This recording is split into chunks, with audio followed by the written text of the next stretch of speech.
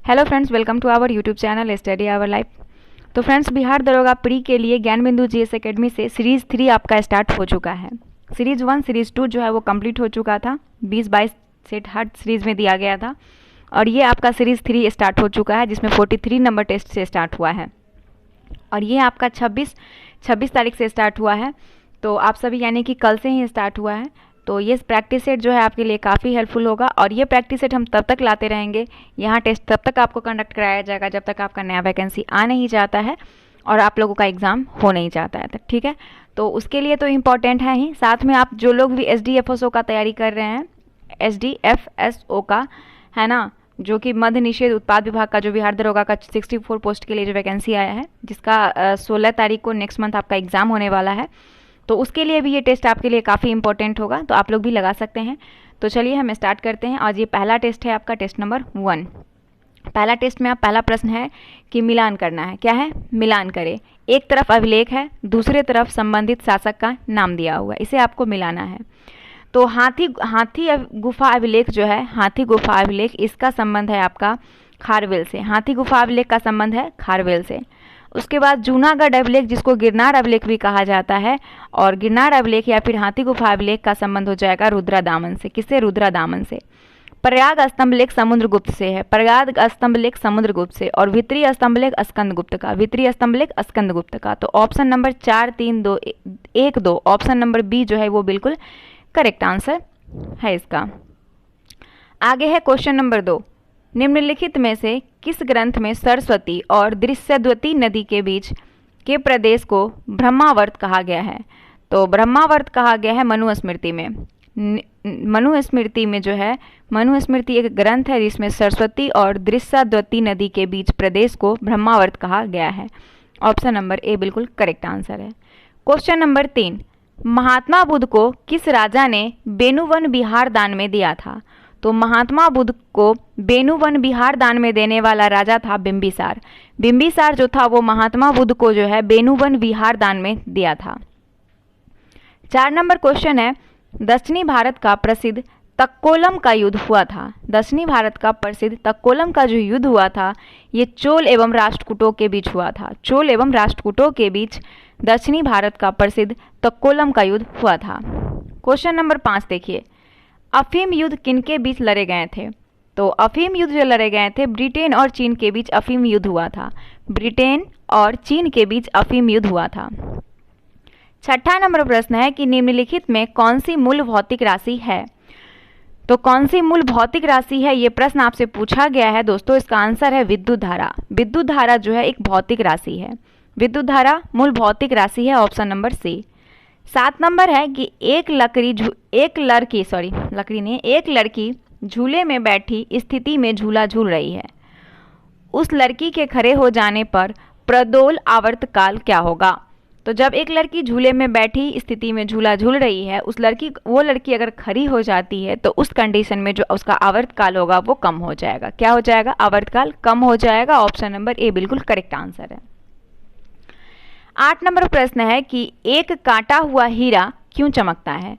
तो एक काटा हुआ हीरा जो होता है वो इसलिए चमकता है क्योंकि जो उसमें पूर्ण आंतरिक परावर्तन होता है। क्या होता है? पूर्ण आंतरिक परावर्तन होता है, इसीलिए एक कटा हुआ हीरा चमकता है।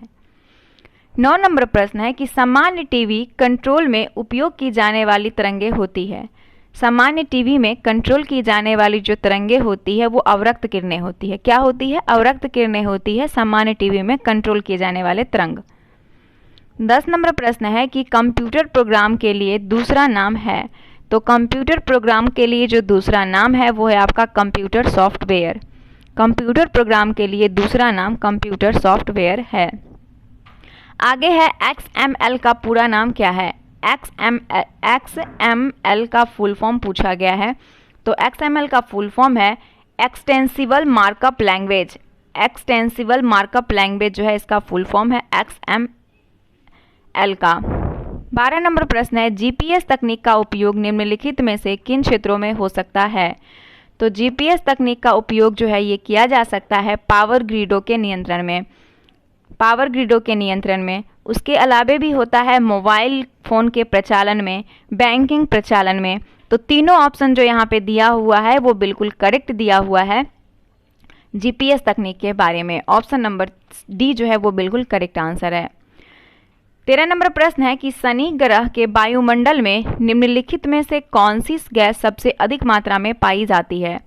तो शनि ग्रह के वायुमंडल में गैस जो सबसे अधिक मात्रा में पाई जाती है वो है मीथेन। मीथेन गैस शनि ग्रह के वायुमंडल में सबसे ज़्यादा मात्रा में पाई जाती है मीथेन।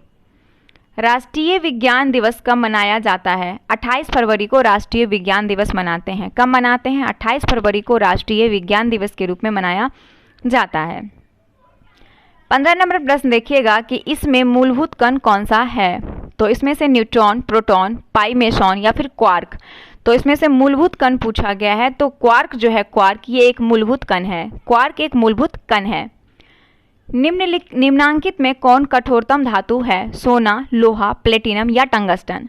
तो इसमें से कठोरतम धातु पूछा गया है, तो इसमें से कठोरतम धातु है आपका टंगस्टन। टंगस्टन जो है वो सबसे कठोर धातु है। 17 नंबर प्रश्न है कि निम्नलिखित में कौन सा सूखा बर्फ कहलाता है, यानी कि ठोस आइस जो है वो किसे कहते हैं। तो इसे कहा जाता है ठोस कार्बन डाइऑक्साइड को। किसे कहा जाता है? ठोस कार्बन डाइऑक्साइड को सूखा बर्फ कहा जाता है। नीला थोथा रासायनिक रूप से है। तो नीला थोथा या फिर ब्लू विट्रियोल जिसको बोलते हैं, ये रासायनिक रूप से होता है कॉपर सल्फेट। क्या होता है? कॉपर सल्फेट होता है रासायनिक रूप से नीला थोथा। निम्नलिखित में किसे चूहा विष के रूप में प्रयोग किया जाता है। तो चूहा के विष के रूप में जिंक फॉस्फेट का उपयोग किया जाता है। चूहा विष के रूप में जिंक फॉस्फेट का उपयोग किया जाता है। जिंक फॉस्फेट का उपयोग। जीरोटोलॉजी निम्नलिखित में से किसके अध्ययन से संबंधित है। तो जीरोटोलॉजी का संबंध है वृद्धों के अध्ययन से। जीरोटोलॉजी का संबंध वृद्धों के अध्ययन से है। Option number D.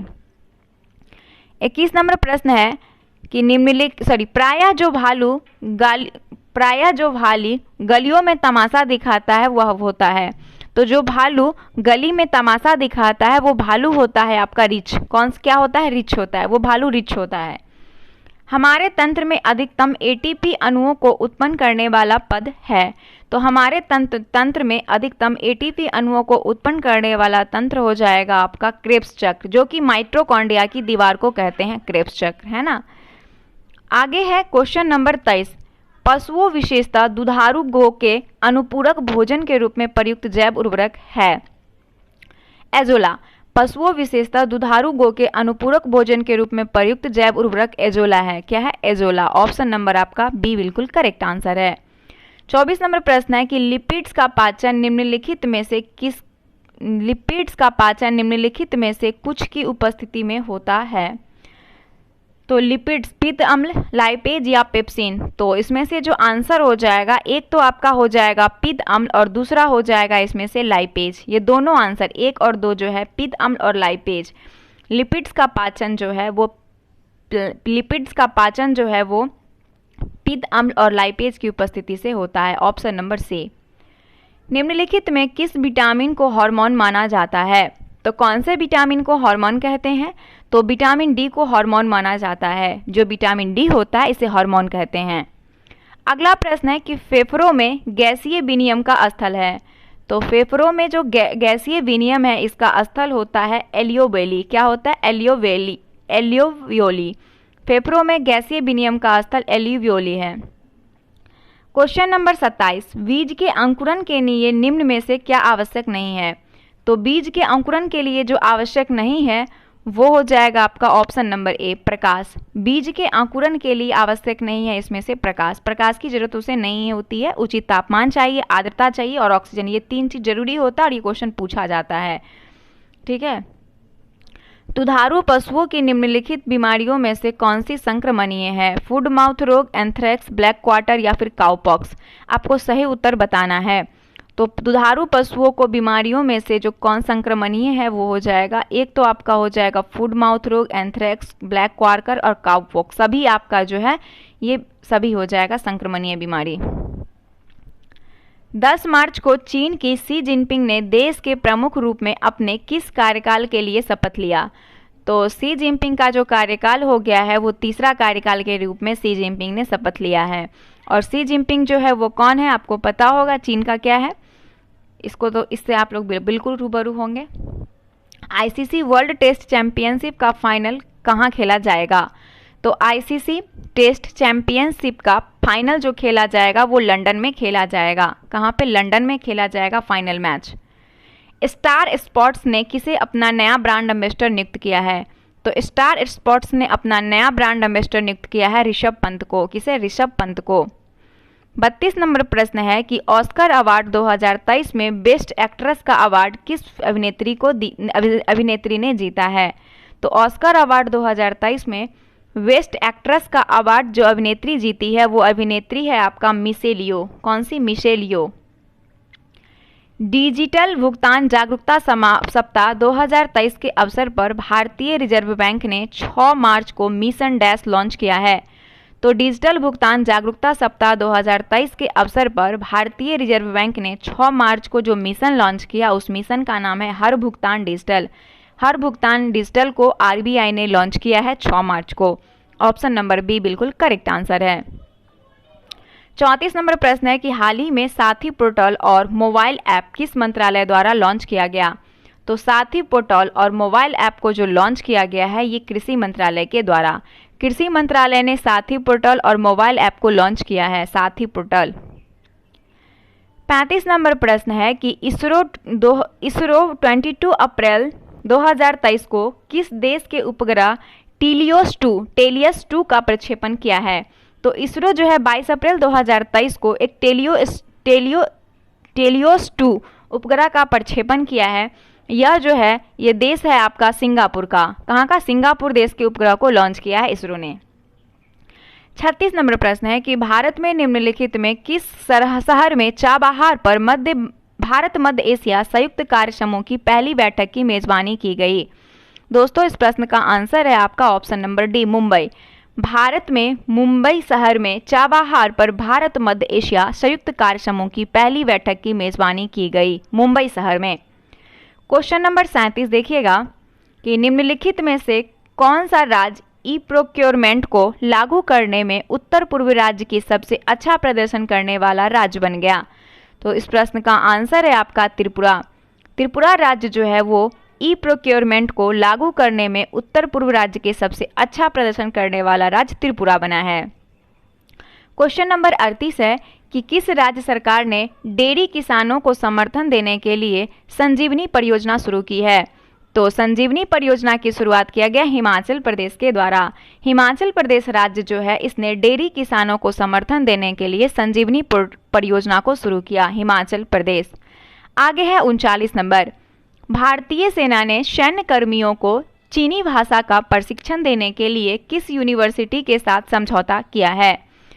तो भारतीय सेना ने सैन्य कर्मियों को चीनी भाषा का प्रशिक्षण देने के लिए जिस यूनिवर्सिटी के साथ समझौता किया है वो यूनिवर्सिटी है आपका तेजपुर यूनिवर्सिटी असम। तेजपुर यूनिवर्सिटी असम के साथ जो है वो समझौता किया है। Question number 40। पीएम मोदी ने पूर्वोत्तर के पहले एम्स का उद्घाटन कहाँ किया? तो पीएम मोदी ने पूर्वोत्तर के पहले एम्स का उद्घाटन किया है गुवाहाटी में। कहाँ पे? गुवाहाटी में। हाल ही में मेलबर्न क्रिकेट क्लब के नए अध्यक्ष के रूप में किसे नियुक्त किया गया? तो मेलबर्न के नए क्रिकेट अध्यक्ष के रूप में मार्क निकोलस को नियुक्त किया गया है। मार्क निकोलस जो हैं वो मेलबर्न क्रिकेट क्लब के नए अध्यक्ष के रूप में नियुक्त हुए हैं। 42 नंबर है made in India 75 years of business and enterprises नामक एक नई पुस्तक किसके द्वारा लिखी गई? पुस्तक के लेखक है अमिताभ कांत।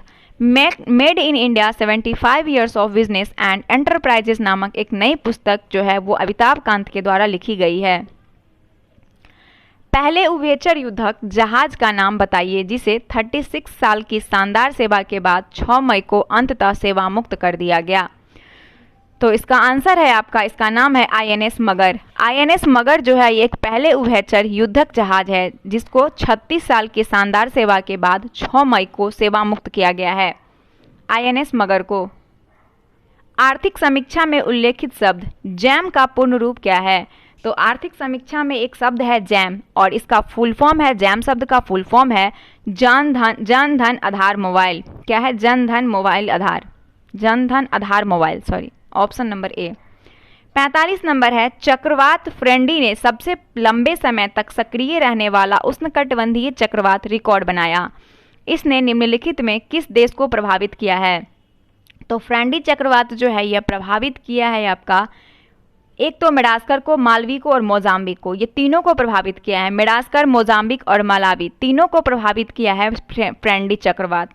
ठीक है। 46 नंबर प्रश्न देखिएगा, केंद्रीय मंत्री नितिन गडकरी ने मेथनॉल से चलने वाली पहली बसों का अनावरण कहाँ किया? तो बेंगलुरु में। केंद्रीय मंत्री नितिन गडकरी के द्वारा मेथनॉल से चलने वाली पहली बसों का अनावरण बेंगलुरु में किया गया। कहाँ पे? बेंगलुरु में।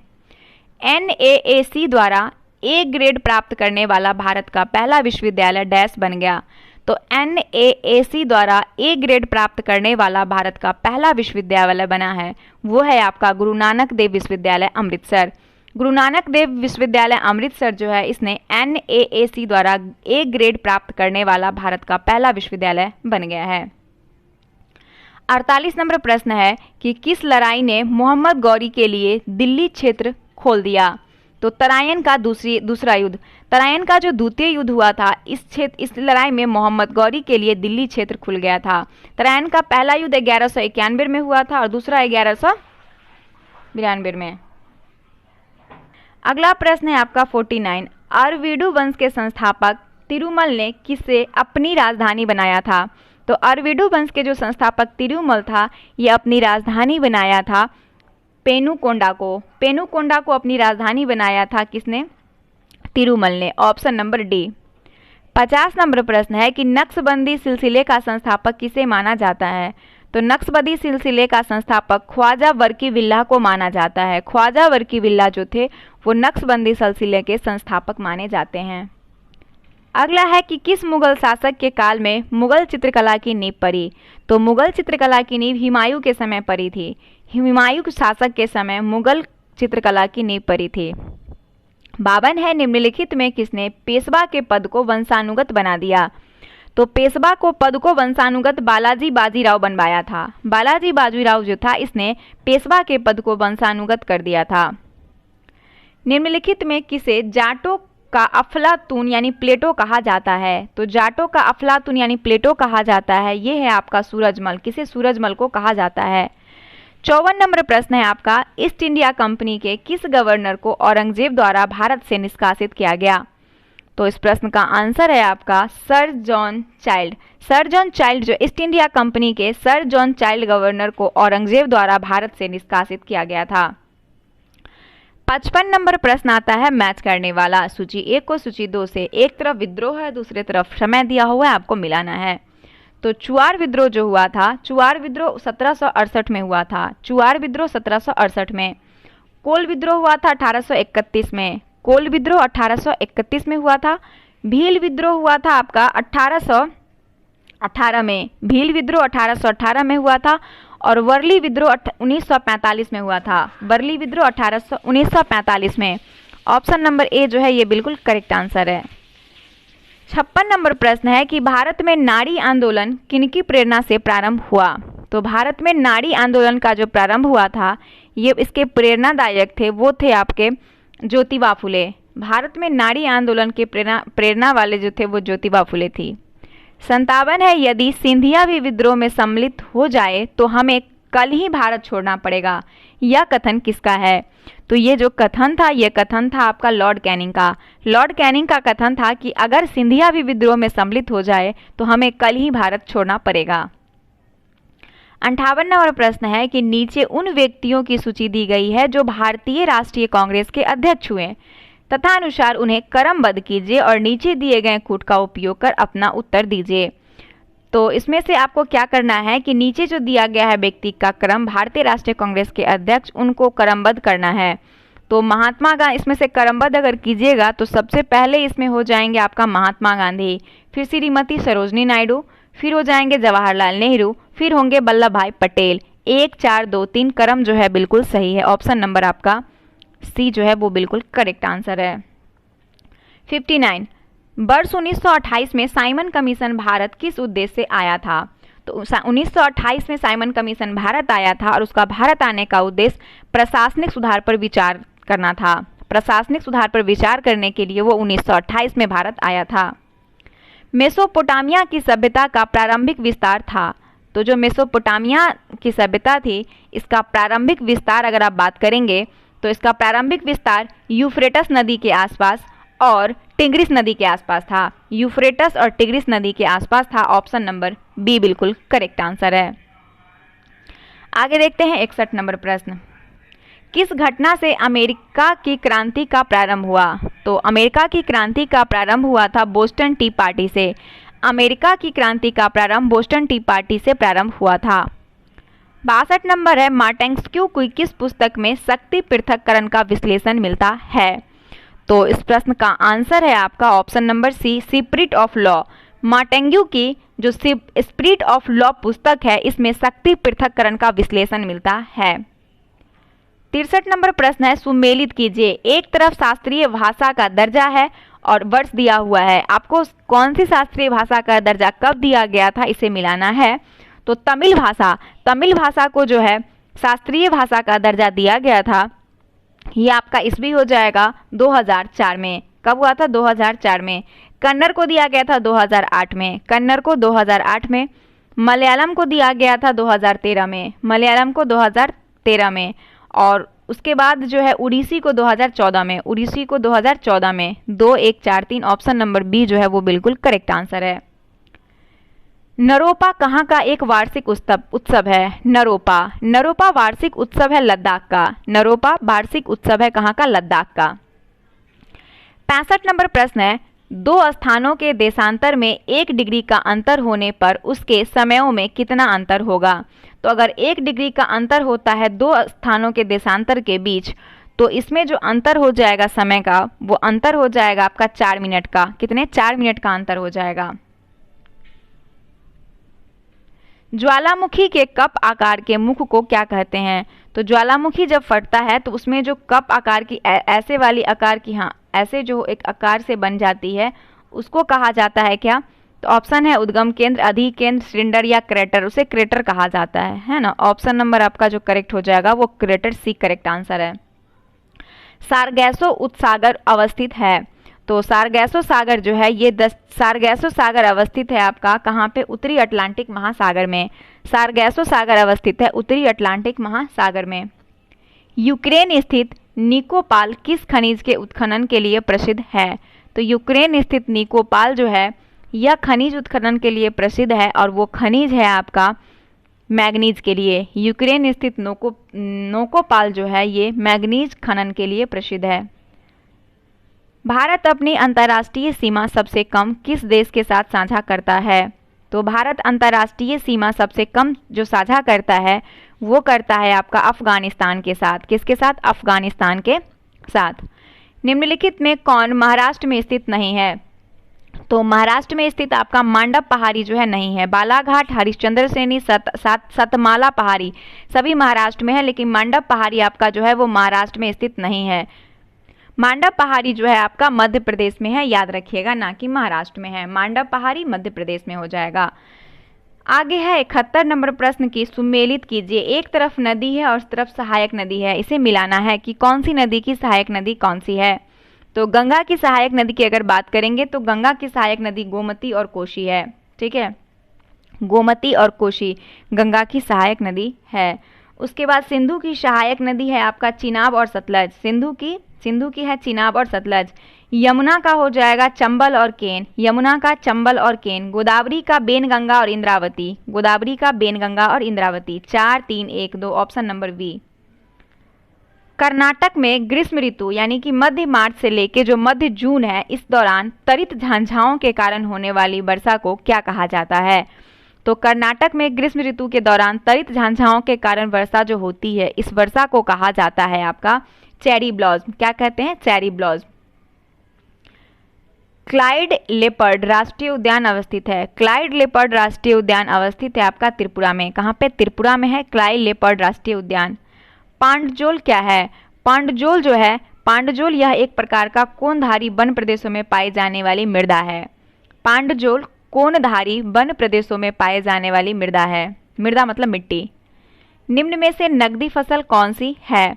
जूट, मूंगफली, गन्ना और ज्वार। तो इसमें से जो नकदी फसल है वो है आपका मूंगफली। मूंगफली नकदी फसल की श्रेणी में आती है। निम्नलिखित कथनों में से कौन सा एक सही नहीं है? कथन है केरल भारत में प्राकृतिक रबर का सबसे बड़ा उत्पादक है। ये कथन सही है। नवेली तमिलनाडु का एक प्रमुख तापीय शक्ति उत्पादन क्षेत्र है। नेवेली, ये भी सही है। रत्नागिरी बॉक्साइट खनन क्षेत्र कर्नाटक में स्थित है। ये कथन जो है आपका सही नहीं है। रत्नागिरी बॉक्साइट खनन क्षेत्र कर्नाटक में स्थित नहीं है। असम भारत में सर्वाधिक चाय उत्पादक राज्य है। ये भी सही है। रत्नागिरी कर्नाटक में नहीं है, बल्कि रत्नागिरी आपका भारत के महाराष्ट्र राज्य में है। ठीक है, भारत के महाराष्ट्र राज्य में है, ये याद रखिएगा। आगे देखते हैं क्वेश्चन नंबर। आपका क्वेश्चन नंबर दे रखा है 77। पेट्रो रसायन के उत्पादन का सबसे बड़ा केंद्र कहाँ पर है? तो पेट्रो रसायन का सबसे बड़ा केंद्र जो है ये हो जाएगा आपका कहाँ पे? तो ये हो जाएगा आपका जामनगर में। पेट्रो रसायन के उत्पादन का सबसे बड़ा केंद्र है जामनगर। जामनगर कहाँ पे है? कमेंट करके बताएंगे। पारिस्थितिक तंत्र की खाद्य श्रृंखला का सही अनुक्रम क्या है? तो जो पारिस्थितिक तंत्र होता है यानी फूड चेन होता है, फूड चेन, इसमें आपको बताना है कि श्रृंखला कौन सा सही है। तो इसको तो आसानी से पहचान लेंगे। सबसे पहले पादप होगा, फिर शाकाहारी, फिर मांसाहारी, फिर अपघटक। निम्न में से किस वर्ष भारत सरकार द्वारा केंद्रीय गंगा प्राधिकरण का गठन किया गया? तो केंद्रीय गंगा प्राधिकरण का जो गठन किया गया था ये किया गया था 1985 में। 1985 में भारत सरकार द्वारा केंद्रीय गंगा प्राधिकरण का गठन किया गया था। 80 नंबर प्रश्न है कि भारत में गिद्धों को तेजी से घटती जनसंख्या का मुख्य कारण क्या है? तो जो गिद्ध है इसका जनसंख्या भारत में बहुत तेजी से कम हो रहा है और इसका कारण है डिक्लोफेनेक दवा का अत्यधिक प्रयोग। डिक्लोफेनेक दवा जो है उसका अत्यधिक प्रयोग किया जाता है, जिससे कि वो चिड़िया वगैरह को, मरा हुआ जो जानवर वगैरह होता है वो खा लेता है गिद्ध, और खाने के बाद उसकी भी मृत्यु हो जाती है। हरित विकास यानी ग्रीन डेवलपमेंट के लेखक हैं? तो जो ग्रीन डेवलपमेंट है इसके लेखक हैं W.M. एडम्स। W.M. एडम्स जो हैं वो हरित विकास यानी ग्रीन डेवलपमेंट के लेखक हैं। 82 नंबर प्रश्न है कि किस एक्ट के द्वारा कंपनी ने भारत के साथ व्यापार करने के एकाधिकार को छीन लिया? तो छीन लिया 1813 के चार्टर एक्ट के द्वारा। 1813 के चार्टर एक्ट के द्वारा जो है कंपनी ने भारत के साथ व्यापार करने के एकाधिकार को छीन लिया। 83 नंबर प्रश्न आता है आपका सुमेलित करना है। संवैधानिक प्रावधान है और स्रोत बताना है कि कहाँ से किसे लिया गया है। तो विधि का शासन आपका इंग्लैंड से लिया गया है। विधि का शासन इंग्लैंड से। विधि द्वारा स्थापित प्रक्रिया जापान से। राष्ट्रपति के विचारार्थ राज्यपाल द्वारा विधायक सुरक्षित रखना ये कनाडा से लिया गया है।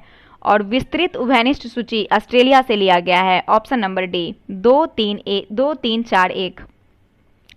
84 है भारत में निम्नलिखित राज्यों के बनने के सही कालानुक्रम की पहचान नीचे दिए गए कूट से कीजिए।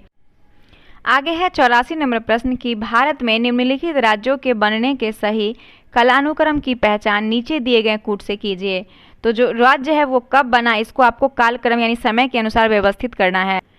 तो अगर हम आंध्र प्रदेश की बात करें तो आंध्र प्रदेश का जो गठन हुआ था वो 26 जनवरी 1950 को हुआ था। आंध्र प्रदेश का गठन 26 जनवरी 1950 को हुआ था। हिमाचल प्रदेश का गठन हुआ था 25 जनवरी 1971 को। उसके बाद आपका हरियाणा का गठन हुआ था 1 नवंबर 1966 को। हरियाणा का गठन 1 नवंबर 1966 को। और सिक्किम राज्य का गठन हुआ था 16 मई 1975 को। तो सबसे पहले ऑप्शन के अकॉर्डिंग आपका हो जाएगा आंध्र प्रदेश, है ना। आंध्र प्रदेश सबसे पहले होगा, उसके बाद आपका हरियाणा हो जाएगा। आंध्र प्रदेश, फिर हरियाणा, फिर आपका हिमाचल प्रदेश, फिर सिक्किम। ऑप्शन नंबर बी जो है वो बिल्कुल करेक्ट आंसर है। भारतीय संविधान का कौन सा अनुच्छेद यह निर्धारित करता है कि राजकीय नीति के निर्देशक सिद्धांत किसी न्यायालय द्वारा लागू नहीं किए जा सकते? तो इसका आंसर है अनुच्छेद 37। अनुच्छेद 37 जो है भारतीय संविधान का यह निर्धारित करता है कि राजकीय नीति निर्देशक सिद्धांत किसी न्यायालय द्वारा लागू नहीं किया जा सकता। 86 नंबर प्रश्न देखिए, राज्यसभा के लिए नामित प्रथम फिल्म अभिनेत्री कौन थी? तो नरगिस दत्त थी। राज्यसभा के लिए नामित होने वाली पहली फिल्म अभिनेत्री नरगिस दत्त थी। केंद्र और राज्य के विवादों का समाधान करना सर्वोच्च न्यायालय के जिस क्षेत्राधिकार के अंतर्गत आता है वह अधिकार है। तो वो क्षेत्राधिकार आपका प्रारंभिक हो जाएगा। प्रारंभिक क्षेत्राधिकार के अंतर्गत केंद्र और राज्य के विवाद का समाधान करना सर्वोच्च न्यायालय के क्षेत्राधिकार के अंतर्गत आता है। 88 है कि किस संविधान संशोधन अधिनियम के तहत मंत्रिपरिषद की संख्या को सीमांकित किया गया है? तो ये किया गया 91वां संविधान संशोधन। 91वां संविधान संशोधन अधिनियम के तहत मंत्रिपरिषद की संख्या को सीमांकित किया गया। 89 है श्वेत शासी जिला परिषद के निर्वाचित सदस्यों के पदावधि के बारे में निम्नलिखित में कौन सा एक सही है? तो श्वेत शासी जिला परिषद के निर्वाचित सदस्यों के पदावधि के बारे में जो एक सही है वो है आपका निर्वाचन के बाद परिषद की प्रथम बैठक की निर्धारित तिथि से 5 वर्ष। निर्वाचन के बाद परिषद की प्रथम बैठक की निर्धारित तिथि से 5 वर्ष तक। 90 केंद्रीय सूचना आयुक्त का कार्यकाल होता है। तो जो केंद्रीय सूचना आयुक्त होते हैं उनका कार्यकाल जो होता है वो 5 वर्ष या 65 वर्ष होता है। केंद्रीय सूचना आयुक्त का 5 वर्ष या 65 वर्ष आयु जो पहले हो जाए। आगे है कि किस अनुच्छेद के अंतर्गत संघ का यह कर्तव्य होगा कि वह हिंदी भाषा का प्रचार प्रसार करे, उसका विकास करे? तो वो अनुच्छेद आपका 351। अनुच्छेद 351 के अंतर्गत संघ का यह कर्तव्य होगा कि वो हिंदी भाषा का प्रचार प्रसार करे और उसका विकास करे। 92 है इनमें से किसे अदृश्य बेरोजगारी भी कहते हैं? तो अदृश्य बेरोजगारी, प्रच्छन्न बेरोजगारी, है ना, ये सभी कहा जाता है आपको प्रच्छन्न बेरोजगारी को, है ना, एक ही होता है। किस पंचवर्षीय योजना में कृषि ने ऋणात्मक विकास प्रदर्शित किया? तो ऋणात्मक विकास को प्रदर्शित किया है 9वीं पंचवर्षीय योजना में। 9वीं पंचवर्षीय योजना का इसमें जिसमें ऑप्शन है 3री, 7वीं और 5वीं, तीनों पंचवर्षीय योजना का आप लोग कार्यकाल जरूर लिखेंगे कमेंट बॉक्स में। 94 है सूची को मिलाना है, तो चलिए मिला लेते हैं। किस वाद्य यंत्र से किनका संबंध है? तो अमजद अली खां जो है इनका संबंध सरोद वादक से है। अली हुसैन खां का संबंध हो जाएगा शहनाई से। हरिप्रसाद चौरसिया बांसुरी वादक है। अलखा राखा तबला वादक है। Option number C. फिर यहाँ पे आपको मिलान करना है, जनजाति है और क्षेत्र है। कौन सी जनजाति किस क्षेत्र की निवासी है उसको आपको मिलाना है। तो बिरोहर जनजाति जो है ये झारखंड का है, बिरोहर झारखंड का। भूटिया जनजाति सिक्किम का। टोडा जनजाति ये आपका तमिलनाडु का। और सेंटलीज आपका अंडमान निकोबार द्वीप समूह का। ऑप्शन नंबर जो हो जाएगा वो बिल्कुल करेक्ट हो जाएगा आपका ए, 4 3 2 1। अब यहाँ पे आपका 4 प्रश्न रीजनिंग और मैथ मिला के है, फटाफट कर ले। 5 प्रश्न है ना, 5 प्रश्न है आपका, कर लेते हैं। 96 का आंसर ए हो जाएगा। 97 का बी है। 98 नंबर प्रश्न का डी। 99 नंबर प्रश्न का बी और 100 नंबर प्रश्न है इसका आंसर बी हो जाएगा। तो ये सेट जो आपका 43 नंबर है और सीरीज 3 का पहला सेट है आज, तो यहाँ पे समाप्त हो गया है। इसका भी हम अलग प्लेलिस्ट बना देंगे। तो उम्मीद करते हैं कि आज का सेट पसंद आया होगा। पसंद आए तो लाइक कर दीजिएगा, चैनल पे नए हैं सब्सक्राइब कर लीजिएगा, बेल आइकन को प्रेस कर लीजिएगा। मिलते हैं नेक्स्ट वीडियो के साथ, तब तक के लिए धन्यवाद। जय हिंद, जय भारत।